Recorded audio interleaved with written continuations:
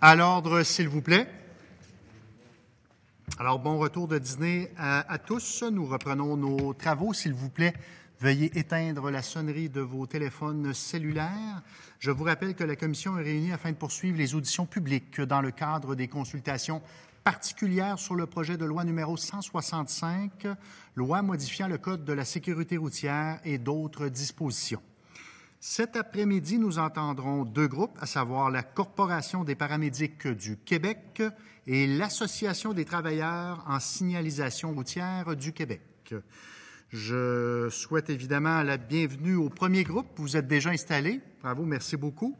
La Corporation des paramédics du Québec, je vous demande de bien vouloir vous présenter ainsi que la personne qui vous accompagne. Je vous rappelle que vous disposez de 10 minutes pour votre exposé. Par la suite, nous procéderons à des périodes d'échange avec la partie gouvernementale et les groupes d'opposition. Alors, sans plus tarder, messieurs, bienvenue chez vous. La parole est à vous.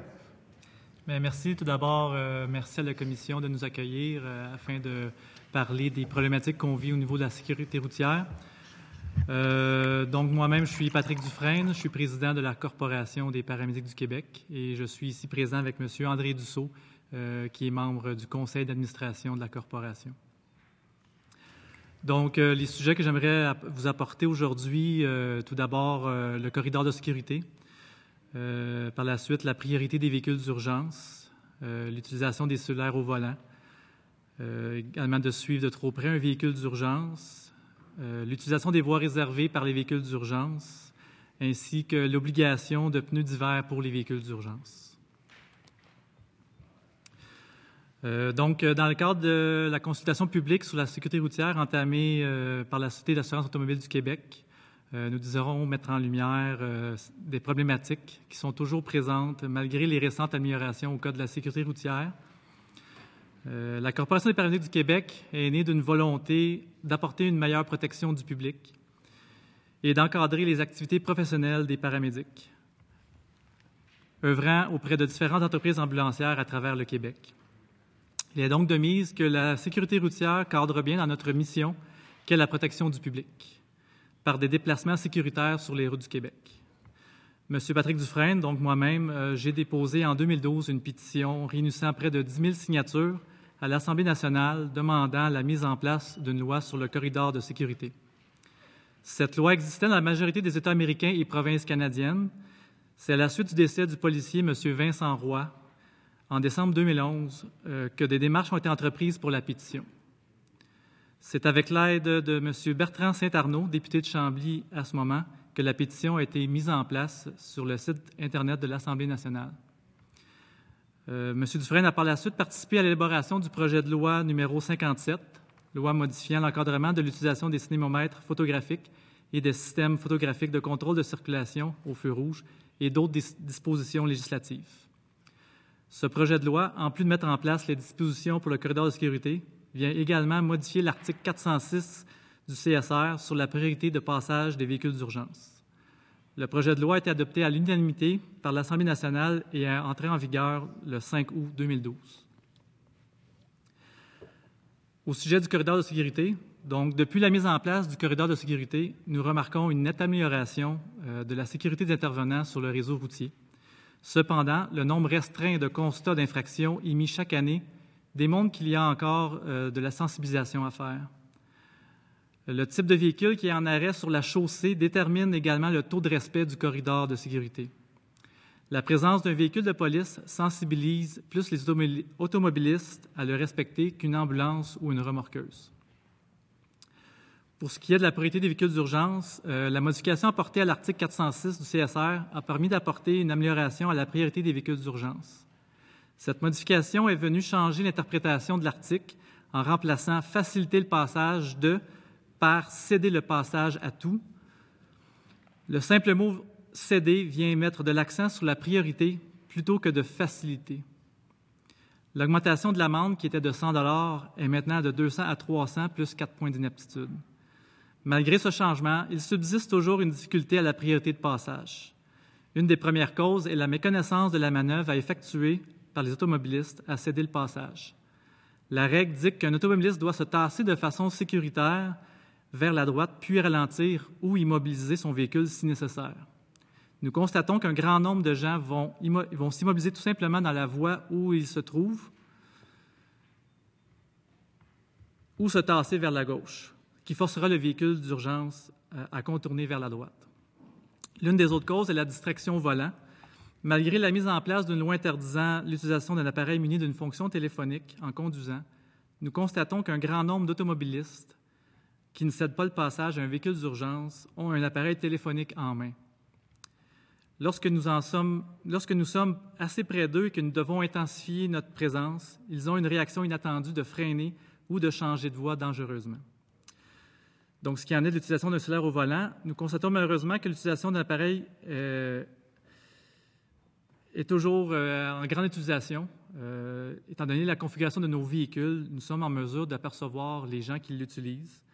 Et il y a quand même un grand nombre d'utilisateurs puisqu'il ne semble pas y avoir assez de répression à ce niveau-là pour forcer les gens à ne pas utiliser leur cellulaire. Pour ce qui est de suivre un véhicule d'urgence trop près, lorsqu'un véhicule circule dans une circulation dense, il indique sa présence par les signaux sonores et lumineux que les automobilistes lui cèdent le passage. Malencontreusement, plusieurs conducteurs téméraires vont profiter du passage ouvert par le véhicule d'urgence pour avancer dans la circulation. Afin de s'assurer de profiter de l'opportunité, ils vont suivre de très près le véhicule d'urgence pour que d'autres véhicules ne tentent pas de reprendre la voie et ainsi perdent son opportunité. Ceci est surtout le cas pour les ambulances et les camions de pompiers, puisque les conducteurs sont bien au fait qu'un même geste effectué après le passage d'un véhicule de police pourrait être plus facilement punissable. Il est important de savoir qu'une ambulance est entourée d'angles morts et que peut s'étendre jusqu'à 30 mètres derrière celle-ci. Ce sont des zones autour de l'ambulance où il est impossible pour le conducteur d'y apercevoir un véhicule, un piéton ou un cycliste. Le fait que l'arrière du véhicule est allongé et plus large que la cabine du conducteur réduit le champ de vision. Malgré l'installation de miroirs convexes, les zones invisibles restent importantes. La conduite d'un véhicule d'urgence est un amalgame de manœuvres de freinage, d'accélération, de changement de direction et d'utilisation d'une sirène. Il est donc important de rester concentré sur ce qui se passe tout autour du véhicule. Une caméra arrière peut être utilisée, mais son champ de vision est très limité et l'emplacement du moniteur détourne l'attention du conducteur. Le fait qu'une voiture suive un véhicule d'urgence crée une distraction supplémentaire pour le conducteur. Cela pourrait mettre en danger la vie d'un autre automobiliste, d'un cycliste, d'un piéton et même du conducteur qui le suit. D'autres véhicules pourraient également être tentés de se joindre au mouvement et essayer de revenir rapidement dans la voie dégagée alors que d'autres voitures viennent à l'arrière. Ces manœuvres ont déjà causé des accrochages et des accidents plus graves, en plus de mettre en risque le patient à bord et les intervenants qui doivent parfois se détacher pour prodiguer des soins. Afin de dissuader de tels gestes, le conducteur de véhicule d'urgence va parfois devoir faire des manœuvres de freinage simulées, allumer ses projecteurs ou même parfois s'immobiliser et aller avertir l'automobiliste de cesser sa pratique.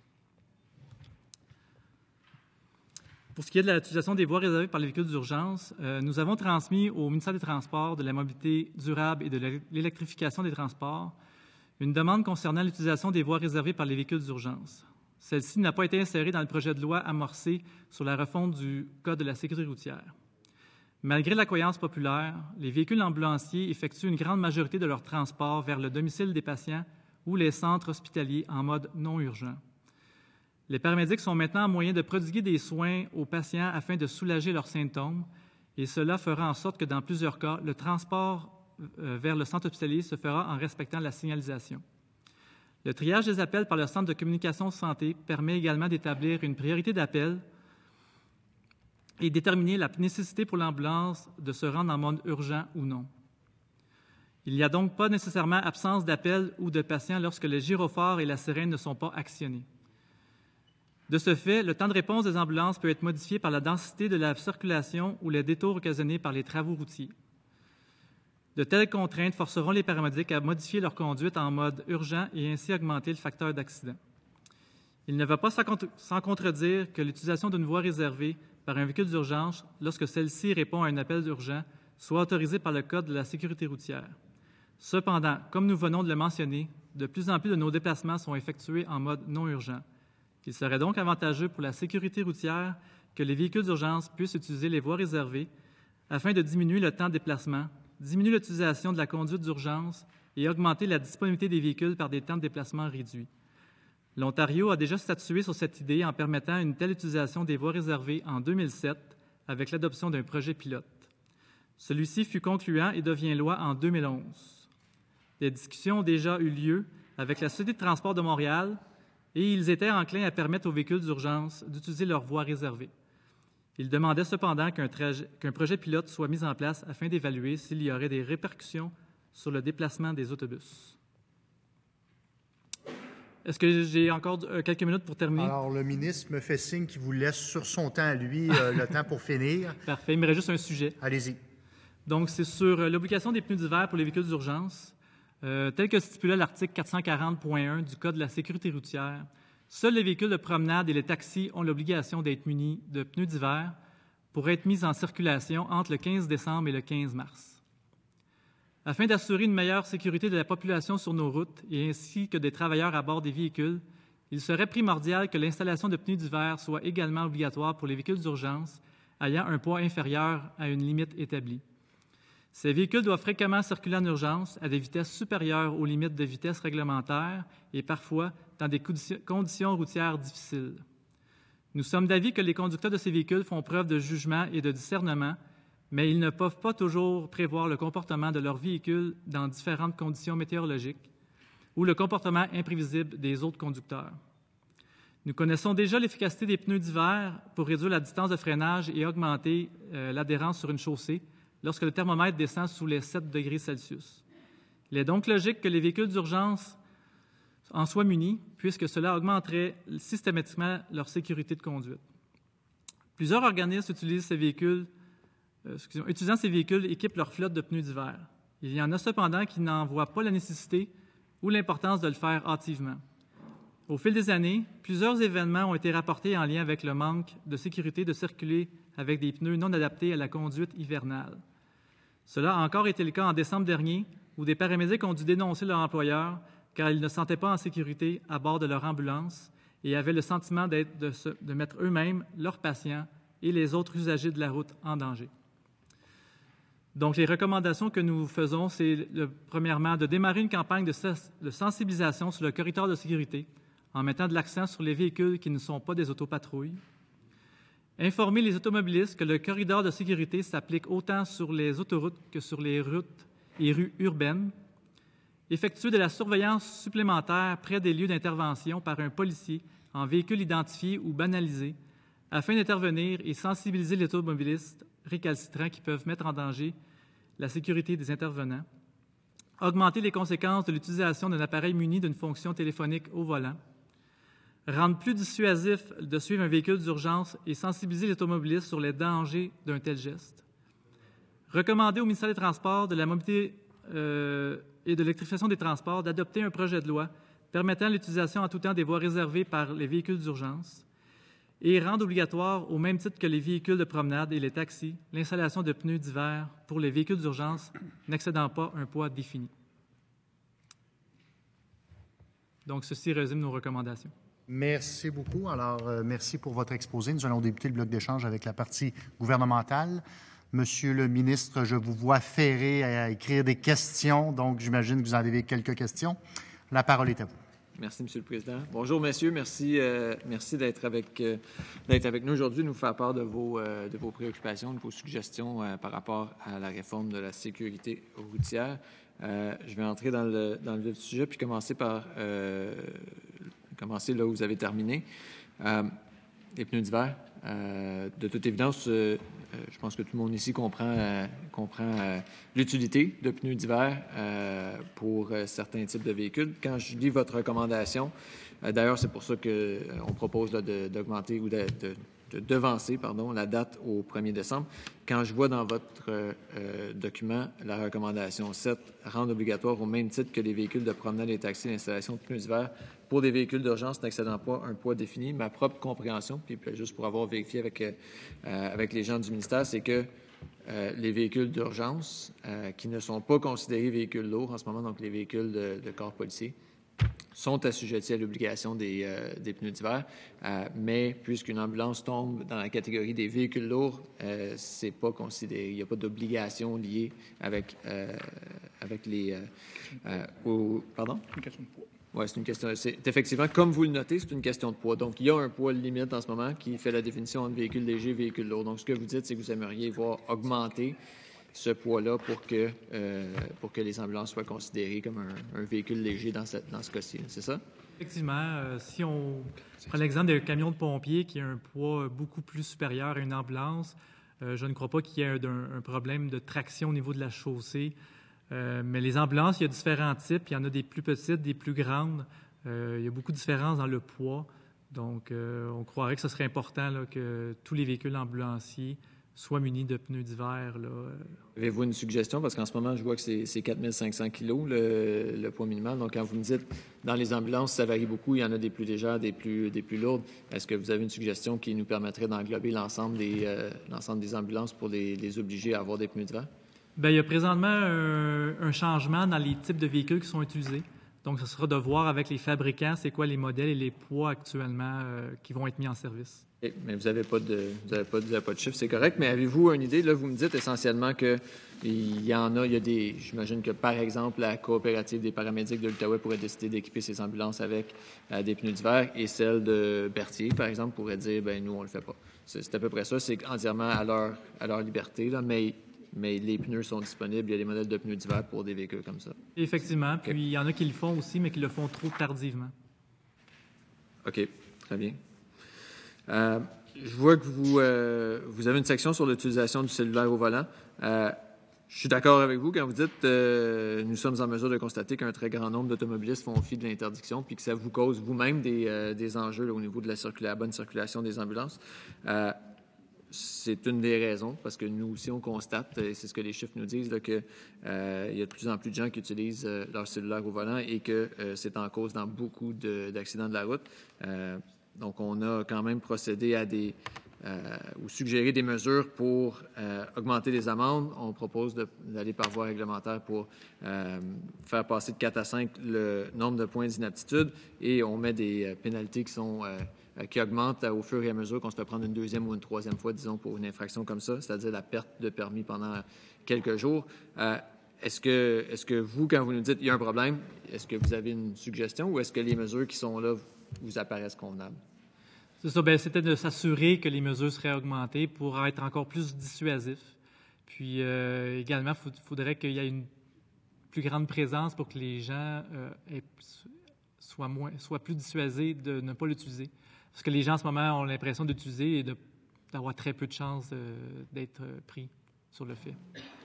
Très bien. Vous avez fait mention du fait que les gens suivent de trop près le véhicule d'urgence. Puis, bien honnêtement, je partage un peu l'opinion que le collègue de Berthier m'a glissé à l'oreille en vous entendant, qui c'est effectivement pas fort, des gens qui font ça.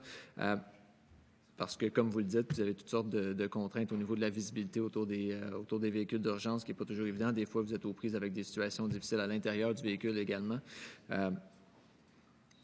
Ce qu'on voit dans les statistiques, et les gens de la SAC m'ont fourni les chiffres, là, c'est que, je prends le chiffre de 2013, le nombre d'infractions au Code de la sécurité routière pour omission de respecter les corridors de sécurité. En 2013, il y en avait 3 172. L'année d'après, 2 700. L'année d'après, 1 900. Et la dernière année où on a des chiffres, 1 400. Est-ce que c'est représentatif de ce que vous constatez? Est-ce que le message commence à passer d'après vous? Ou c'est simplement qu'il y a moins de policiers qui prennent ces gens-là en défaut? C'est ça. Bien, on a l'impression qu'il y a moins de surveillance qui est faite à ce niveau-là. Dans la première année, il y avait beaucoup de publicité. On sentait qu'il y avait quand même une bonne volonté des gens de le faire.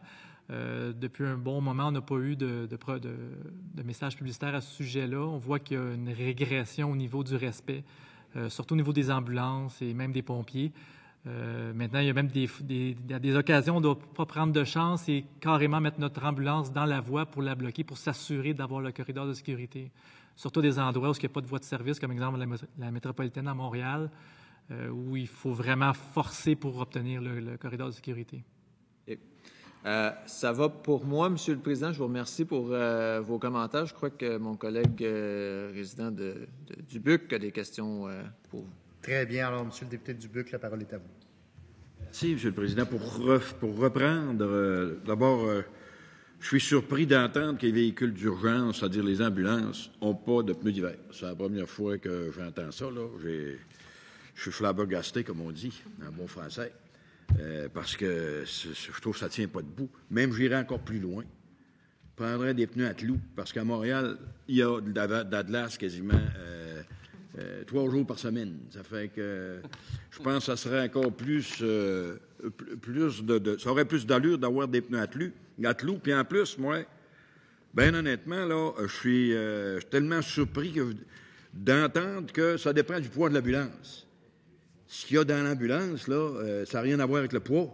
C'est un malade, un accidenté ou quoi que ce soit. Vous avez besoin de vous déplacer quand même rapidement. Donc, à partir de là, je comprends pas qu'on ne soit pas encore rendu là. Ben, moi, je vous le dis, là, je suis d'accord avec ce que vous proposez, parce qu'à la vitesse d'un fois que vous avez besoin d'être bien chaussé, je vous le dis tout de suite. Deuxième affaire que je vais vous poser comme question, vous, quand je vous entends, il y a souvent des récalcitrants ou des gens qui sont plus pressés que vous. C'est ce que je comprends. Et puis, des équipements supplémentaires dans les ambulances. Aujourd'hui, avec la technologie, vous savez, il y a toutes sortes de choses possibles. Des fois, quand les policiers ne les voient pas, il y a des équipements qui peuvent les voir. Est-ce que le fait que les ambulances ça pourrait aider également, bien sûr, le conducteur ou encore son passager, que les ambulances soient équipées de caméras 360? Parce que j'ai vu ça, moi, sur des véhicules, là, qui ne sont pas nécessairement des véhicules aussi importants que les vôtres, par rapport à leur utilité, bien sûr, qui ont une vision 360 à raison d'équipements électroniques qui ne coûtent pas en passant. Moi, j'avais posé des questions aux fournisseurs, puis c'est pas tellement dispendieux, mais ça sauve des vies. J'aimerais vous entendre là-dessus. Est-ce que vous avez déjà vu ces équipements-là et est-ce que vous croyez que ce serait une bonne chose que vos véhicules soient équipés de ces équipements-là? Bien, écoutez, avec tous les angles morts qu'on a sur une ambulance, le plus de vision que nous avons autour du véhicule ne peut pas nuire, c'est certain. Mais j'ai pas vu encore cette technologie-là. J'en ai entendu parler que ça se fait maintenant sur des véhicules de promenade, là, des constructeurs automobiles qui l'offrent sur des véhicules. Mais c'est sûr que nous, actuellement, on utilise seulement une caméra de recul. Mais si on pourrait avoir encore plus de vision autour du véhicule, c'est sûr que ça pourrait aider énormément. Le Président, je vais l'apporter au ministre. Je connais quelqu'un qui est en vent, puis ça n'a rien à voir avec le Parti libéral. Je vais vous le dire une affaire tout de suite, là. En cas d'un fois qu'il y en a qui a des idées, là, ça n'a rien à voir, OK? Ta parole. Bon, ensuite, vous avez parlé d'utiliser les voies réservées. Encore une fois, je suis surpris que vous n'ayez pas le droit d'utiliser les voies réservées. Parce que je pense que ça rendrait service, effectivement. Et puis, l'idée là-dedans, c'est de ne pas rentrer des autobus, mais ça vous aiderait énormément. Et bien sûr, je trouve que c'est une suggestion qui est positive, c'est une suggestion qui n'est pas nécessairement difficile à mettre en place, qui ne coûte pas plus cher à l'État, mais qui vont rendre de grands services par rapport aux urgences. Maintenant, dans votre texte, à l'item 3, effectuer de la surveillance supplémentaire près des lieux d'intervention par un policier en véhicule identifié, vous dites, ou banalisé, afin d'intervenir et de sensibiliser les automobilistes. Lorsque vous faites des interventions, les policiers, c'est également des premiers répondants, à ce que je sache. Donc, normalement, avec le 911, ils reçoivent les calls en même temps que vous autres. Pas toujours. Pas toujours? Sur les autoroutes, la Sûreté du Québec automatiquement est affectée sur un accident de la route. Ouais. Mais à Montréal, exemple, on peut souvent être là avant, après les policiers, ou même des fois, il n'y en a pas de présent non plus. OK. Monsieur le Président, je ne sais pas de quelle façon ça pourrait être aiguillé, mais je pense que faudra nécessairement regarder cette possibilité-là. Je pense qu'en réalité, vous savez, faire des blessés en aidant d'autres blessés, c'est pas une bonne idée. Ça fait que l'idée là-dedans, c'est ce matin, on entendait un groupe qui nous parlait ce midi, justement, on entendait un groupe qui voulait donner des cours de toutes sortes de choses là, au niveau de la sécurité. Je pense que nécessairement, lorsqu'on parle d'augmenter les possibilités d'avoir des interventions plus sécuritaires, c'est pas une mauvaise idée.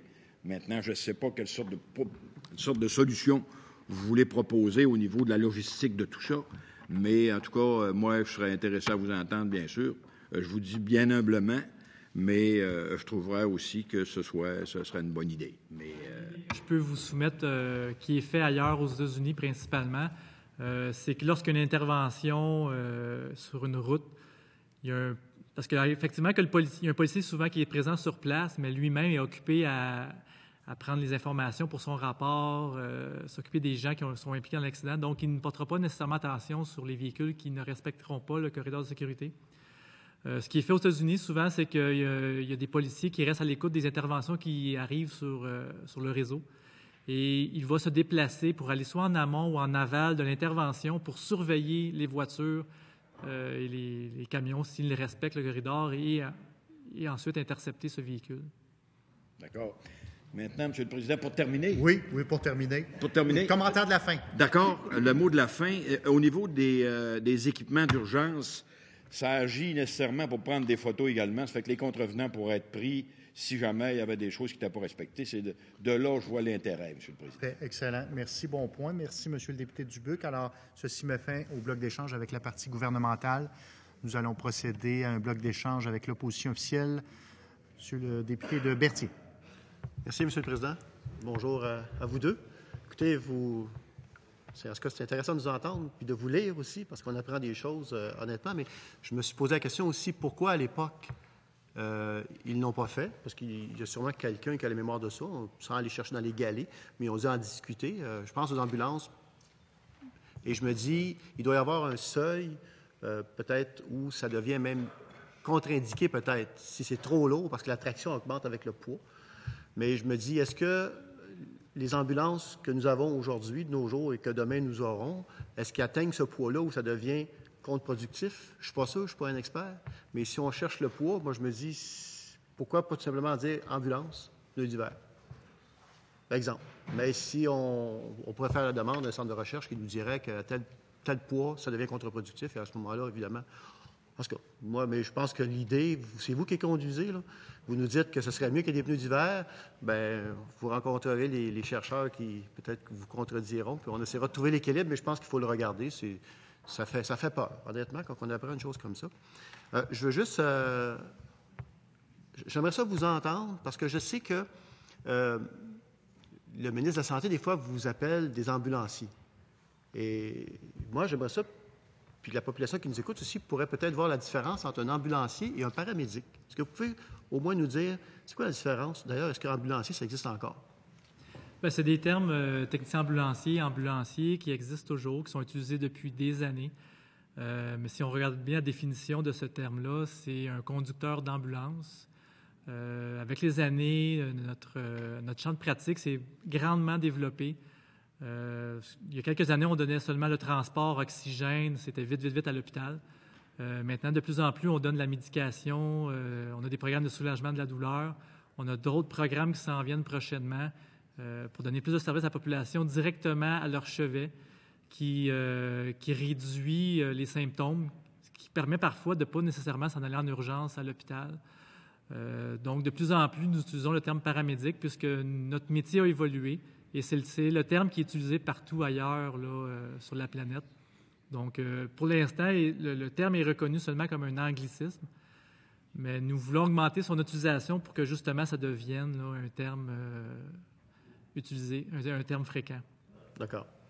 Non, c'est important de faire la différence parce que je sais pour ma part que vous avez des formations très spécialisées maintenant, même que des centres de stabilisation qui ont été enlevés. L'INES les a conseillé de les enlever parce que les paramédics avaient une formation qui permettait justement d'éviter un arrêt dans un centre de stabilisation pour se rendre directement à l'hôpital le plus proche. Donc, ça démontre que le paramédic porte bien son nom et a des formations assez solides. Juste vous rajouter que depuis septembre l'année dernière, il y a un programme de paramédic en soins avancés qui est offert à l'Université de Montréal. Donc, c'est rendu vraiment là, un département de médecine là, qui va avoir des diplômés prochainement, là, qui vont être sur la route. Parfait. Vous avez abordé dans votre mémoire le corridor de sécurité. Vous proposez des campagnes d'information. Est-ce que dans le cours de conduite, j'imagine que oui, je pose la question pareil pour être sûr, est-ce que dans le cours, parce que ça fait longtemps que j'ai suivi le mien, hein, puis il n'était pas là à l'époque, là, mais dans le cours de conduite, est-ce que vous savez si dans le cours de conduite, actuellement, c'est inclus l'information sur le corridor de sécurité? Bien, moi aussi, mon cours de conduite remonte à loin. OK. Bon, Monsieur le ministre?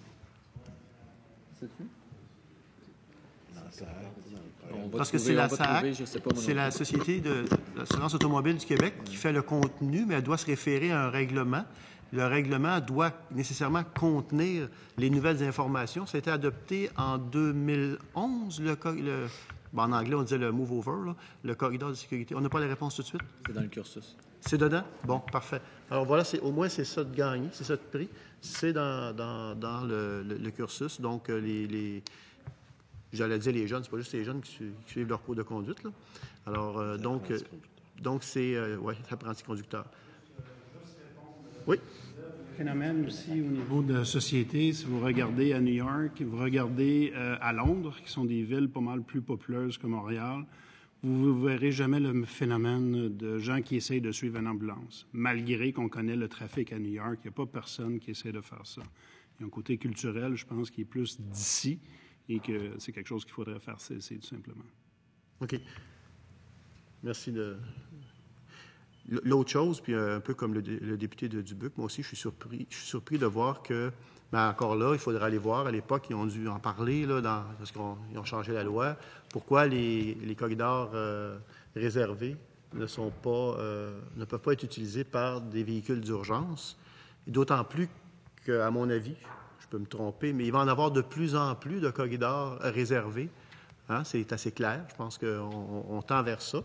Alors, maintenant, pourquoi, à l'époque, ils ont pas permis d'y avoir accès? On va essayer. Parce que moi, j'invite les gens s'ils veulent essayer de trouver la réponse, mais je pense qu'aujourd'hui, on doit tendre vers ça, on doit permettre cela. Vous dites que vous faites des fois, vous allez, lorsque vous avez un appel, vous vous dirigez, exemple, vers une résidence. Étant donné que vous avez déjà beaucoup d'informations, vous n'êtes pas nécessairement sur les feux et la sirène, donc vous suivez la circulation dite normale. Donc, mais vous voudriez quand même, si c'était possible, que vous puissiez avoir accès même à ce moment-là, donc de circuler dans la voie réservée. Bien, ce que je peux vous dire là-dessus, c'est que effectivement, on doit se rendre à plusieurs occasions en mode non urgent chez des patients. Mais on a un critère dans le protocole qui dit que si on est devant un obstacle majeur de circulation, de travaux routiers ou quoi que ce soit, à ce moment-là, on doit activer sirène et gyrophare pour se rendre chez le patient. Donc, si on pouvait, par exemple, utiliser une voie réservée en mode non urgent, cela pourrait éviter qu'on ait à utiliser le mode urgent. Fait, ouais, à ce moment-là, je pense qu'il y aurait peut-être un gain en sécurité. Moi, j'aurais une dernière question à vous poser. Je ne sais pas si vous avez suivi les travaux. Tantôt, on a rencontré les premiers répondants du Québec. Et eux, ils préconisent que les gens, pour obtenir un permis de conduire, suivent une formation de premiers répondants, mais au niveau routier. Alors, c'est intéressant comme piste, je trouve, parce que du temps sauvé lorsqu'on intervient, lorsqu'il y a un accident sur un blessé, bien souvent, c'est du temps qui fait toute une différence entre la vie et la mort, et des fois entre les séquences, les séquelles qui peuvent suivre par la suite. Je vous demande ça, je sais que ce n'est pas dans votre mémoire, mais vous en pensez quoi? Bien, nous, dans le cadre de notre formation au cégep, il y a des cours de conduite qui sont obligatoires. C'est sûr qu'obtenir une classe de permis 4A, c'est un petit examen écrit au niveau de la SAAC. Aiguillés comme il faut, c'est moi qui s'est mal exprimé. Eux, ils préconisent ça pour l'ensemble des gens qui auraient un permis de conduire. OK. Alors, l'idée, c'est un peu comme dans les milieux de travail, où vous devez avoir un répondant qui va avoir son RCR. Et eux, ce qu'ils disent, c'est qu'on devrait, parce qu'il n'y a rien en termes au niveau de la sécurité routière, les premiers répondants, il y a rien qui se fait en ce moment pour justement, parce que c'est des situations particulières. Je ne sais pas ce que vous en dites, parce que vous êtes paramédic, j'allais dire ambulancier, voyez-vous. Vous êtes paramédic, donc vous avez à intervenir sur des scènes, des fois, et des fois, vous n'êtes pas toujours là dans les minutes qui suivent, mais si un Samaritain qui arrête puis qui a son cours de premier répondant à situation routière, est-ce que ça pourrait faire une différence par rapport à votre travail qui suit après, etc., selon vous? Que vous voulez dire en réanimation? De toutes sortes. Sécurisation des lieux, parce que c'est dans le RCR, c'est la première chose qu'on sait, c'est que lorsqu'il y a un accident de travail, il faut d'abord avant s'assurer que le lieu est sécuritaire avant d'intervenir et de le maintenir sécuritaire, voyez-vous. C'est un peu ça qui produirait aussi pour la route. Un élément, entre autres, mais et tous les autres. Donc, de former les conducteurs à pouvoir être capables d'intervenir de meilleure façon lorsqu'il y a un accident, parce qu'ils doivent arrêter, hein, c'est la loi du... 40 secondes, malheureusement. Voilà. Il vous reste 40 secondes. Ah, bien c'est bon, monsieur le Président, 40 secondes. Alors voilà, je voulais juste sensibiliser à ça. C'est une demande qu'ils sont venus nous présenter tantôt. Pour là, obligatoire pour les personnes qui demandent un permis de conduire.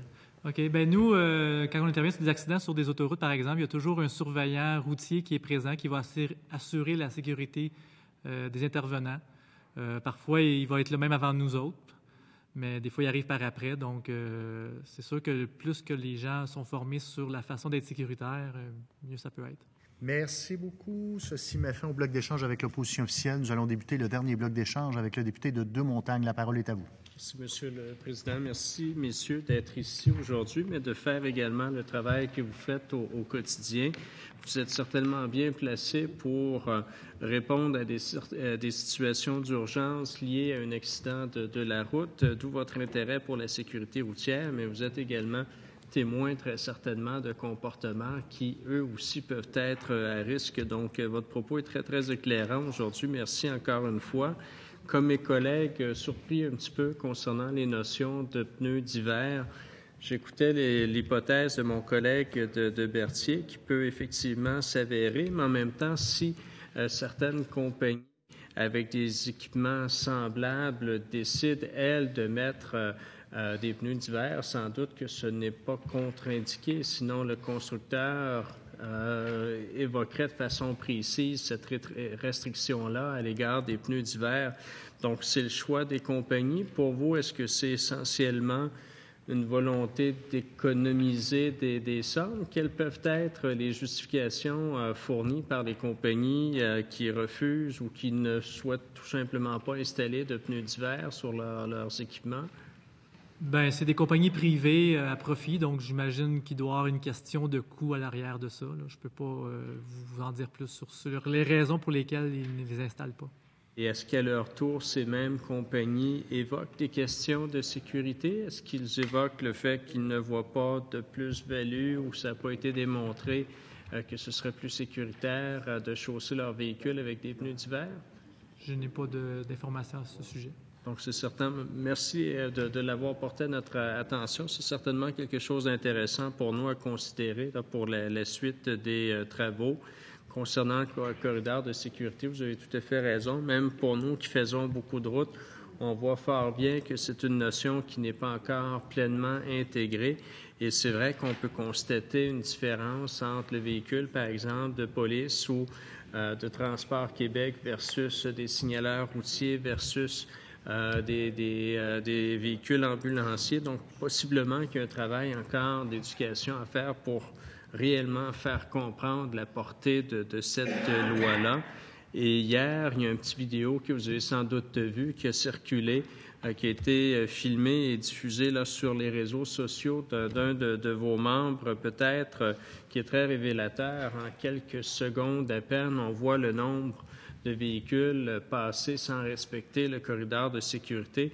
Donc, pour vous, c'est une source d'inquiétude, j'imagine, qui est bien réelle. Effectivement, c'est quelque chose qu'on voit tous les jours et assez fréquemment. C'est pour ça qu'on doit quand même redoubler de prudence là, lorsqu'on arrête sur le réseau routier. Et comme je le disais un peu plus tôt, souvent, il faut justement mettre notre véhicule de biais dans une voie pour forcer le corridor.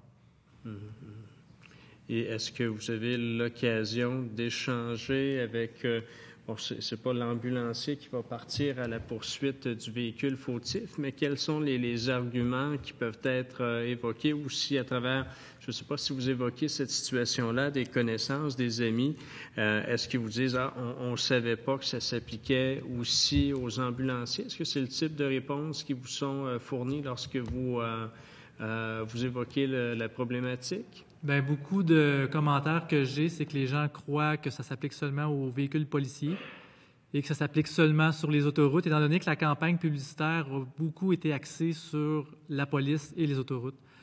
Ça s'applique également sur les boulevards urbains et les rues, tout ça. Donc ça, les gens sont moins au courant que ça s'applique également à ces endroits-là.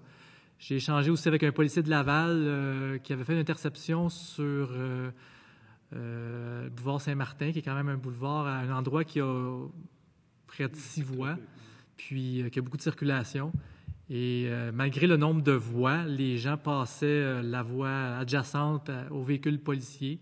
Et en interceptant l'automobiliste lui a carrément dit que je ne pensais pas que ça s'appliquait même en ville. Mm-hmm.